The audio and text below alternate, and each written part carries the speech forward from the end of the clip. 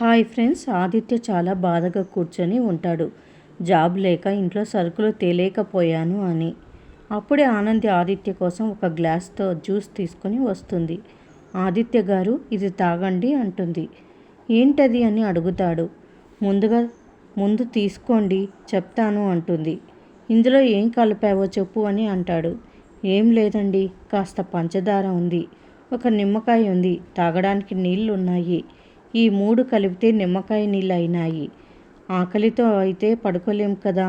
అరే ఏంటి గట్ల చూస్తుండ్రు అంటూ ఆదిత్య వైపు చూస్తుంది ఆనంది.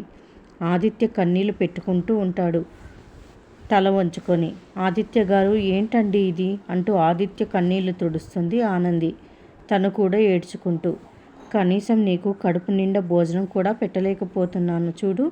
ఇంట్లో సరుకులు లేవు, వండుకోవడానికి బియ్యం లేవు, కూరగాయలు లేవు, కొనుక్కోవడానికి చేతిలో డబ్బులు లేవు.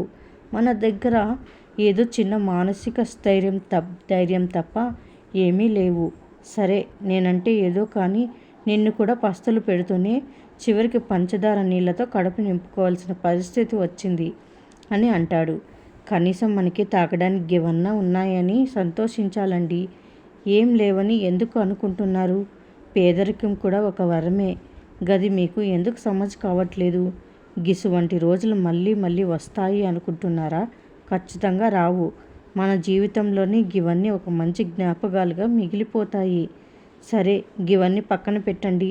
శివరాత్రి రోజు మనం భోజనం చేస్తామా? చేయం కదా.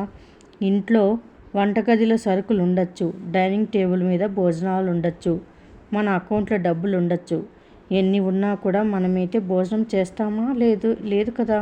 శివుడి కోసం జాగారం చేస్తాం. గిది అట్లనే అనుకోండి. మనం ఆకలిగా ఉన్న రోజే శివరాత్రి అనుకోండి.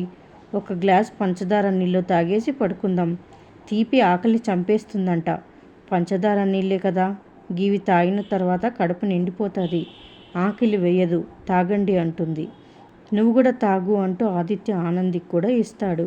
తను కూడా తాగి, అబ్బా ఎంత బాగున్నాయో, కడుపు నిండిపోయింది కదా అంటుంది ఆనంది. మరిన్ని అప్డేట్స్ కోసం ప్లీజ్ సబ్స్క్రైబ్ చేయండి. Thanks for watching.